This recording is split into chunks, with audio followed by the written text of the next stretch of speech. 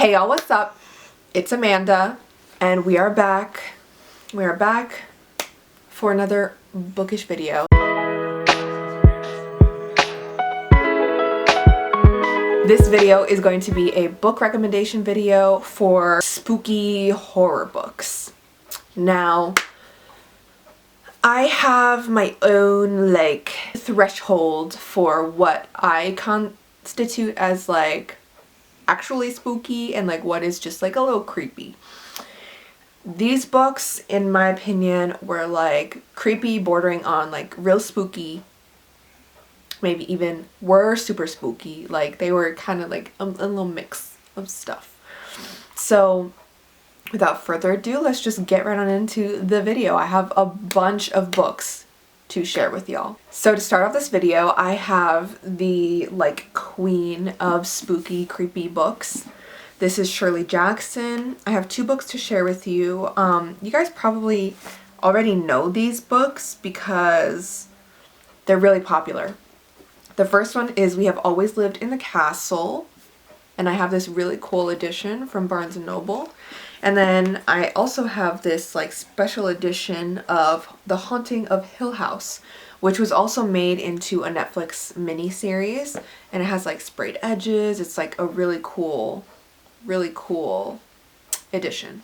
But anyways, so these two are pretty spooky, almost like haunted house stories. This one, The Haunting of Hill House, is definitely a haunted house story. But We Have Always Lived in the Castle is more just a creepy manor. That's the vibe. And the main character is kind of creepy. So you're just what is going on? These two I highly recommend. They're very psychologically creepy and spooky. And I really love that. You'll see that as a trend in the books that I have to share with you. Next, I have two books by the same author. I didn't mean to add multiple books for each author, but that's kind of a trend for this video because I just have multiple favorites from these authors. But anyways, the author that I'm talking about is Mona Awad. So you guys, I hope you know Bunny by Mona Awad, which is a really honestly, I have no words. It's just a confusing time, but it's a fun time. That's Bunny. And then more specifically, I recently read Rouge by Mona Awad, and this is more really creepy, spooky horror. Bunny is more so just psychologically what is happening, and you don't know exactly what is the truth and what is not. And Rouge, it's the same vibe, you don't know what's the truth and what's not, but also the main setting is the coast of California or something like that, but it's spooky. It's not oh, all sunshine and rainbows. It's spooky. So these two I highly recommend. Mona Awad is an amazing author. I recently bought her other book, All's Well, but I haven't read it yet. I just bought it. It's on my TBR. Next, I have another author that has just generally some really interesting books, and this is Sylvia Moreno Garcia. You guys probably know her from Mexican Gothic, which got really big, I want to say in 2020, maybe 2021. And Mexican Gothic is such a creepy, spooky time. It kind of gives a vibe of a haunted house almost, and something is amiss, something is afoot. But I also, along with Mexican Gothic, I also recommend her newest release, which is Silver Nitrate. I'll have a picture of it over here. Silver Nitrate I read this year when it came out, and that book is so good. It's got some speculative vibes to it, and it's very spooky, very cultish, which I love. I love that so much. So I highly recommend these two books, and just generally Sylvia Moreno Garcia as an author. You should check out her backlist because it's pretty great. Next, I have an author, Agustina Bastarrica. She is a Hispanic author or a Latina author. I'm not entirely sure where she's from exactly, but I just know that her books have been translated from Spanish to English. And the books that I'm referring to are Tender as a Flesh, which is like her most popular horror novel. Like, it's disturbing. It's really disturbing. And then most recently she came out with 19 Claws and a Blackbird, which is like a collection of short stories, which I really enjoyed. I thought it was really creepy, and like each story left me very unsettled, which is like the point of her book. So yeah, I just generally recommend Augustina Bastarrica, at least those two books that I have read from her. Next, I have a book that I read based on BooksandLala's like endorsement. I don't know if she was endorsing it or generally just being like, I'm gonna read this. I don't remember what she rated it, is the point. But anyways, this is Patricia Wants to Cuddle by Samantha Allen. And this is, if you can tell, this looks like, honestly, like a gorilla's arm or something like that. Like, it's just like a hairy arm, but it's like huge. So you're like, is this about Sasquatch or like Bigfoot or something like that? Like, what is going on? This book is a mixture of like funny and witty, as well as creepy and spooky and eerie. That's the best way that I can describe it. It's really weird, and if you know me, you know I love weird books, so this was totally up my alley. I highly recommend that you pick up this book. Another book that is just like kind of weird and you don't really know what's happening until the very end, basically. This is The House Across the Lake by Riley Sager. I have read only one other Riley Sager, and that one I didn't like. It was Survive the Night, and that it was just, we don't talk about it. We don't talk about Survive the Night. But this one I really enjoyed, so much so that I actually bought, it's right over here to my left, if I can get it out. I bought his newest release, the only one left, because I loved this one so much, and I was just like, that was a vibe. Like, I really love that. So this one is, I just realized I haven't been telling you the plot of these books. This one is almost like speculative fiction, like speculative horror, and it's more like a thriller than anything, which I really enjoyed.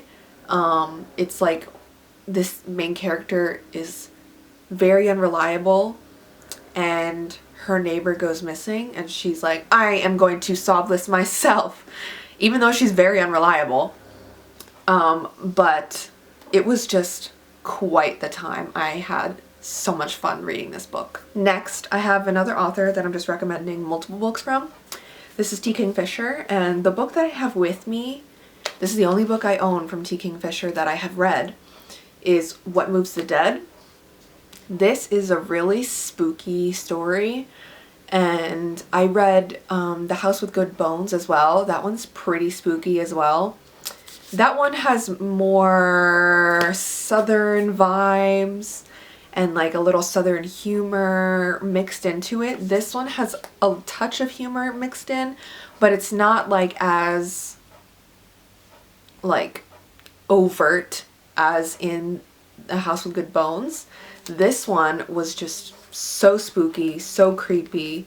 Like, oh my gosh, look at the end pages. Like, that is creepy.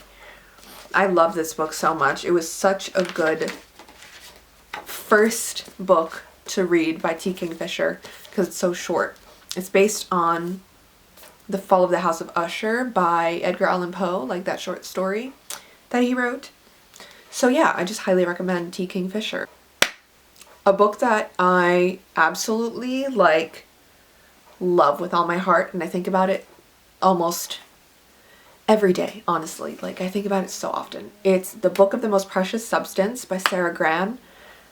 This book is not what you are expecting. This book is not what you are expecting at all, because when I went into it, I thought it was going to be about drugs. A book about drugs. It's not. The Precious Substance is not what you think it is, okay? And I'll just leave it at that. But Sarah Gran, that was the only book that I've read by Sarah Gran. I heard that she is a pretty phenomenal author, and I like have to agree just based on this one book. This book was so eerie and like all the creepy Halloween-y vibes.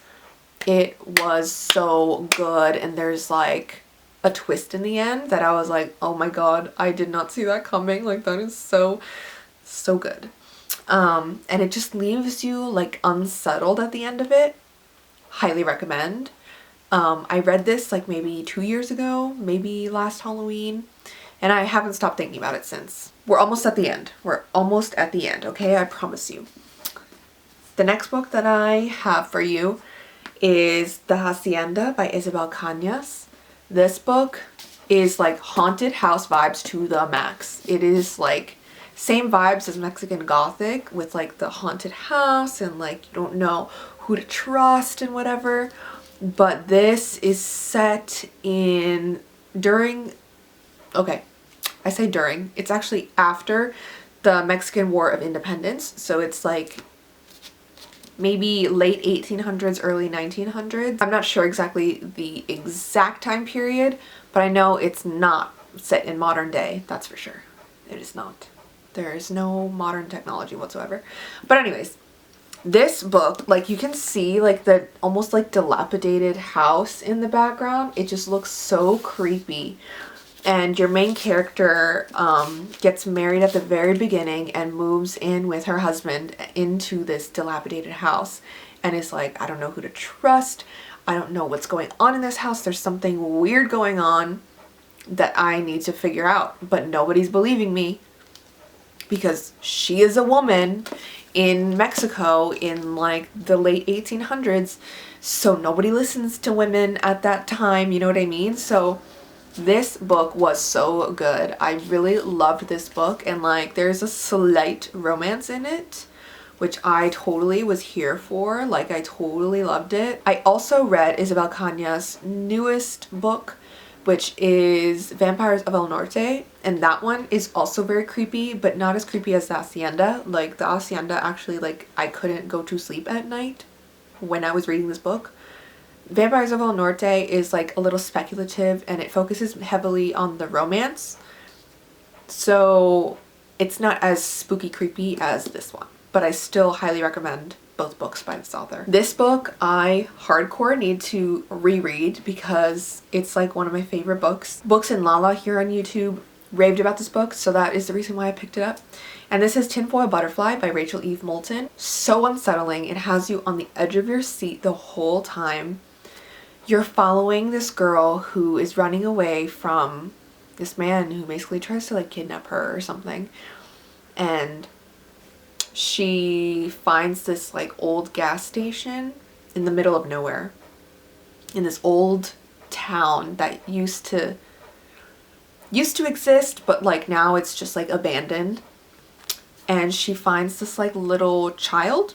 She's not sure boy or girl, but like a child nonetheless, with a tinfoil mask. The moment that she meets this child, she is like, what is going on here? Like, what exactly is happening? I don't understand. She goes through this like whole wild goose chase in order to get back to where she needs to be. Like back to civilization basically, because she's in the middle of nowhere. And it is so creepy, so spooky, so like unsettling because you're just like rooting for this girl, but at the same time it's like, how is she gonna get out of this situation? Like she's trying and trying and trying, and you're just like, girl, how are you gonna do this? I don't know. So yeah, I highly recommend this book. Such a good book. Loved it. And lastly, we have another author that has multiple horror books that I recommend, but this is just the one that I own, that I have read. This is the Southern Book Club's Guide to Slaying Vampires by Grady Hendrix.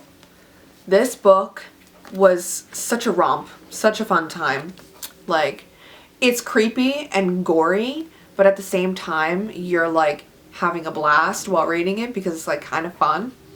You're following these moms in like the 80s or something, or like the the 90s. They meet this man who like moves on to their street, and they're like, oh, what a nice man, except one of the ladies is like, I don't know about that. I don't know if he's quite as nice as he lets on.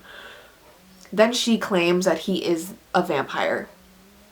And so it's just about like them investigating and like, is he a vampire? Is he not? Like, what is happening? But then also there's like these children in the town over, which is like a predominantly black neighborhood, black town, where children are going missing. And slowly that starts creeping into the white town where these ladies live. And they're like, oh no, the children. Oh no, where are they going? Where are the children? What's happening to the children? And yeah, it's just like a very fun time. But it's also like gory. Like, it's definitely horror. And I had a blast with this. Alright, y'all. Let's see if I can hold this with one hand. These are all the books that I highly recommend. These are like horror, spooky-esque books that you can read for October / like spooky season / just into November, or just like all year round if you really want to have like spooky season all year round. I'm gonna put these down now. So yeah, I hope you enjoyed.